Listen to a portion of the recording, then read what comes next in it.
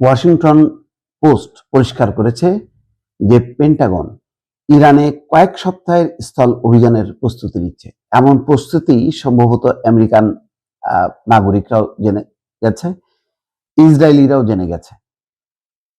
গতকালকে নজিরবিহীন বিক্ষোভ হয়েছে পুরো আমেরিকা জুড়ে, হাজার হাজার মানুষ বিক্ষোভ করেছে এবং বলেছে যে আমেরিকায় রাজার শাসন চলবে না, অর্থাৎ ট্রাম্প যা বলবে সেই অনুযায়ী আমেরিকা পরিচালিত হবে, সেটা হবে না। অর্থাৎ আগে যেমন রাজারা নির্দেশ দিত তাই প্রতিপালিত হতো, আমেরিকাতেও ট্রাম্পকে চিহ্নিত করা হচ্ছে রাজার আচার আচরণের মতোই এবং বলছে যে তার নির্দেশ কার্যকর হবে না।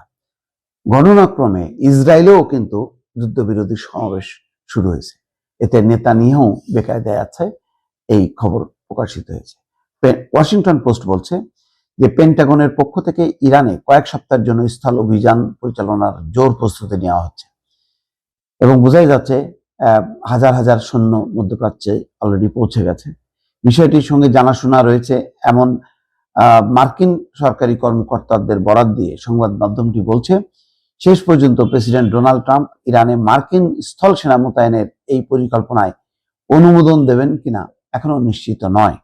পরিকল্পনা অনুযায়ী এটি পূর্ণাঙ্গ কোনো যুদ্ধ হবে না, বরং বিশেষ বাহিনী আর নিয়মিত সেনাদের ছোট ছোট অভিযানে জোর দেওয়া হবে। ধারণা করা হচ্ছে কয়েকটা দ্বীপ দখল করতে পারে, তার মধ্যে অন্যতম হচ্ছে খার্ক দ্বীপ, যে দ্বীপটা 80 থেকে 90% তেল উৎপাদন এবং রপ্তানি হয়। ওই দ্বীপটা দখল করার একটা পরিকল্পনা, ওই দ্বীপটা দখল করে ইরানকে কুপকাত করা, পঙ্গু করা অর্থনৈতিকভাবে, এটাও একটা লক্ষ্য হতে পারে।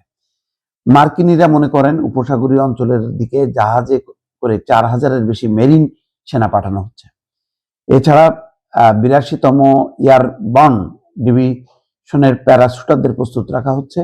আরো সেনা পাঠানোর বিষয়ে আলোচনা চলছে বলেও প্রতিবেদনে উল্লেখ করেছে ওয়াশিংটন পোস্ট। এই বিষয়ে জানতে বিবিসির পক্ষ থেকে হোয়াইট হাউস এবং পেন্টাগনের সঙ্গে যোগাযোগ করা হয়েছে, এখনো প্রতিক্রিয়া পাওয়া যায়নি। অন্যদিকে দেখেন আর এক আমেরিকার পাচাটা দালাল বলবো নাকি কি বলবো, দেখেন যুক্তরাষ্ট্রের রক্ষণশীল সমাবেশে রেজা পাহলভির আহ্বান, মেক ইরান গ্রেট এগেইন, অর্থাৎ যুক্তরাষ্ট্র এবং ইসরায়েলের মধ্যে যুদ্ধরত ইরানের আগামীর সরকার কাঠামো কেমন হবে তা নিয়ে যখন চারিদিকে প্রশ্ন উঠেছে, তখন দেশটির সাবেক এবং সর্বশেষ শাহের ছেলে রেজা পাহলভি যুক্তরাষ্ট্রে রক্ষণশীলদের সমাবেশে অংশ নিয়েছেন। ওই সমাবেশে উচ্ছ্বসিত অভ্যর্থনা পেয়েছেন তিনি, মানে তাকে নিয়ে নাচতেছে আর কি কনজারভেটিভরা। কনজারভেটিভ পলিটিক্যাল অ্যাকশন কনফারেন্সে বক্তব্য দেন রেজা পাহলভি। এ সময় তিনি যুক্তরাষ্ট্রের প্রেসিডেন্ট ডোনাল্ড ট্রাম্পকে যুদ্ধরত ইরানের সঙ্গে কোনো চুক্তি না করার আহ্বান জানান। ইরানের সরকার পরিবর্তনের কথাও বলেন রেজা পাহলভি। কিন্তু রেজা পাহলভির আসলে কোনো অবস্থান নেই। কিন্তু সবচেয়ে যেই পরিস্থিতিটা দর্শক দেখেন, সেটা হচ্ছে এই যে এই ছবিটা দেখেন, ইরানে এই যুদ্ধের বিরুদ্ধে হাজার হাজার, বলা হচ্ছে রাজা চাই না, আমেরিকা জুড়ে ট্রাম্পের বিরুদ্ধে ফের বিক্ষোভ শুরু। ইরানে যুদ্ধনীতির বদল চেয়ে পথে হাজার হাজার মানুষ। এটা নিউ ইয়র্ক, ডালাস এবং ওয়াশিংটনে এই বিক্ষোভগুলো হয়েছে এবং বলছেন যে নো কিংস, একটাই দাবি বারবার যে আমেরিকায় রাজা চাই না, অর্থাৎ তার পছন্দ মতন সে যুদ্ধ শুরু করবে, এটা তারা চায় না।